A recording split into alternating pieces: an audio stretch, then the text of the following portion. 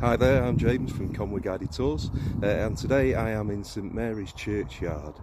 You may remember that last week I was talking about Telford's Bridge and the disaster when the ferry boat went down on Christmas Day 1806, and how that was one of the triggers that led to the building of Telford Suspension Bridge across the River Conwy. Well, here in the churchyard we've got some evidence from that, because unfortunately we have one of the graves of a gentleman who was killed during that ferry boat disaster. Looking at the grave, we can see that it is of one Richard Edwards from Holyhead in Anglesey, that he was a blacksmith, and of course he was one of those victims who died when the ferry boat went down. Descriptions from the time tell of how a large crowd had actually gathered to cross the river that day. The usual ferrymen, the oarsmen, were away, and it was a younger, less experienced crew which decided to launch the boat.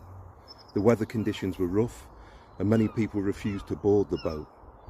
And what that meant was that when the ferry boat went down with a loss of at least 11 lives, there was a crowd on the riverbank watching helplessly as the waves came in over the side of the boat and dragged it down deep into the water, leading to that significant loss of life.